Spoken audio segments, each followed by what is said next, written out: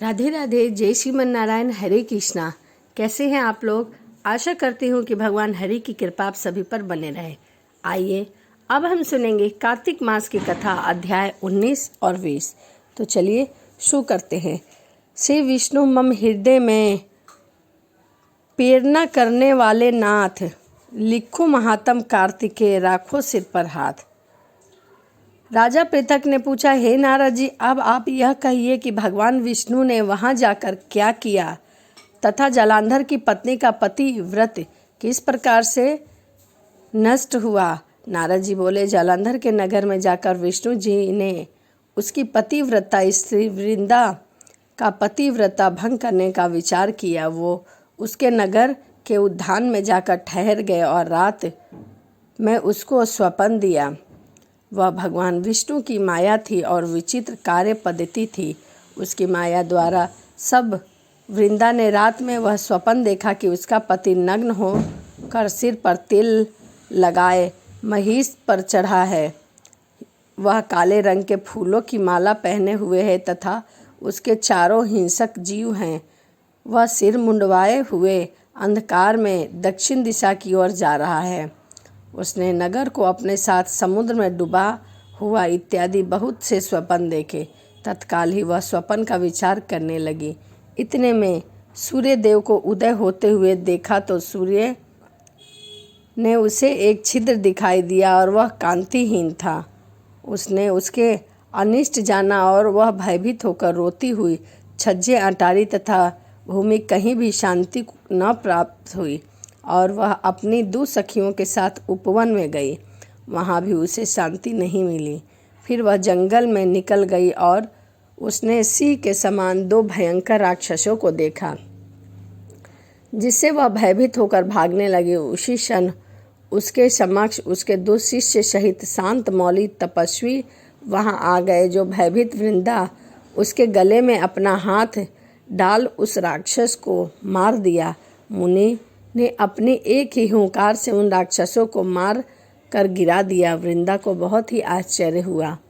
तब वह भय से मुक्त होकर हे मुनिनाथ को हाथ जोड़कर प्रणाम करने लगी। फिर उसने मुनि से अपने पति के संबंध में उसकी कुशल क्षेम का प्रश्न किया। उसी समय 2 वानर मुनि के समक्ष आकर हाथ जोड़कर खड़े हो गए और ज्यों ही मुनि ने भृगटी संकेत किया त्यों वो उखड़कर आकाश मार्ग में चले गए।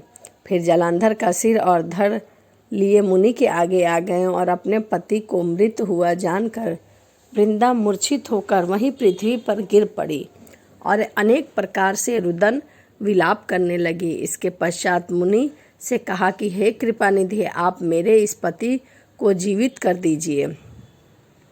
पतिव्रता दैत्य पत्नी ऐसा कहकर दुखी श्वासों को छोड़कर मुनीश्वर के चरण पर जा गिरी। तब मुनीश्वर ने कहा, हे शिवजी, द्वारा युद्ध में मारे गए जीवित नहीं हो सकते, क्योंकि जिसे भगवान शिव ने मारा है वह कभी भी जीवित नहीं हो सकता। परंतु शरणागत की रक्षा करना सनातन धर्म है। इसी कारण कृपा करके मैं इसे जला देता हूँ। नारद जी ने आगे कहा, यह मुनि साक्षात विष्णु ही थे जिन्होंने यह सब माया फैला रखी थी। तब वृंदा ने अपने पति को जीवित करने के लिए वहाँ से अंतराध्य हो गए। जलांधर को उठकर वृंदा को आलिंगन किया और मुख चूमा। वृंदा भी पति को जीवित हुआ देखकर अत्यंत हर्षित हुई और अब तक सभी बातों को स्वप्न समझा। इसके पश्चात वृंदा सकाम हो गई और बहुत दिनों तक अपने पति के साथ विहार करती रही। एक बार सूरत एवं संभोग काल के अंत में उन्हीं विष्णु को देखकर उन्हें तांडित करती हुई बोली, हे पराई स्त्री की गमन करने वाले विष्णु, तुम्हारे शील को धिक्कार है। मैंने जान लिया है कि मायावी तपस्वी तुम ही हो। इस प्रकार कहकर कुपित पतिव्रता वृंदा ने अपने तेज से प्रकट करते हुए भगवान विष्णु को श्राप दे दिया। तुमने माया से 2 राक्षस मुझे दिए थे, वही 2 राक्षस किसी समय में तुम्हारी स्त्री का हरण करेंगे।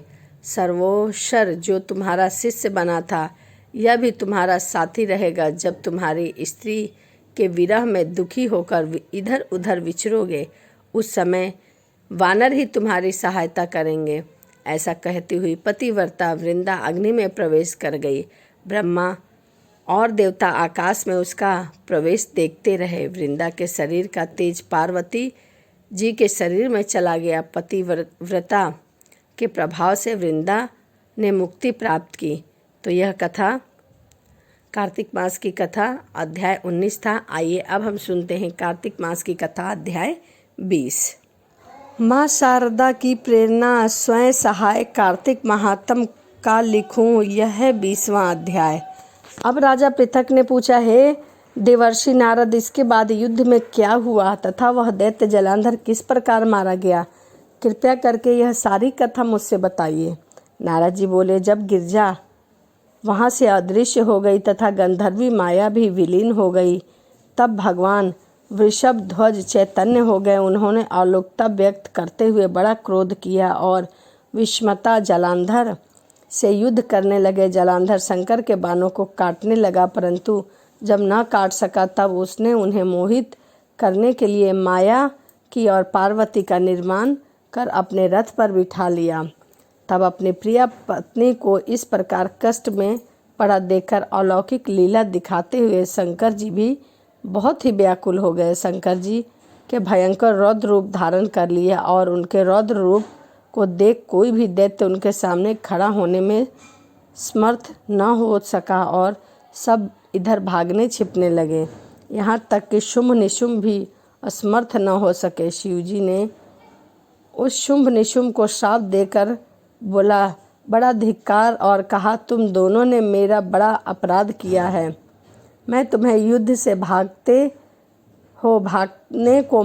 भागने वाले को मारना पाप है, इससे मैं तुम्हें अब नहीं मारूंगा, परंतु गौरी तुमको अवश्य मारेगी। शिवजी के ऐसा कहने पर सागर पुत्र जलांधर क्रोध से अग्नि के समान प्रज्वलित हो उठा।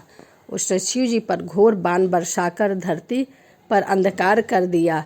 तब उस दैत्य की ऐसी चेष्टा देखकर भगवान जी भी बड़े क्रोधित हुए तथा उन्होंने अपनी चरणागुष्ठा से बनाए हुए सुदर्शन चक्र चलाकर उसका सिर काट दिया। एक प्रचंड शब्द के साथ उसका सिर पृथ्वी पर गिर पड़ा और अंजना पर्वत के समान उसके शरीर के 2 खंड हो गए। उसके रुधिर से संग्राम भूमि व्यापक हो गई। शिवज्ञा से उसका रक्त और मांस महारौवन के में जाकर रक्त का कुंडन हो गया तथा उसके शरीर का तेज निकलकर शंकर जी में वैसे ही प्रवेश कर गया जैसे वृंदा का तेज गौरी में प्रवेश किया था। शरीर जलांधर को मरा देखकर देवता और सब गंधर्व प्रसन्न हो गए। माँ शारदा की प्रेरणा स्वपन सहाय हुई।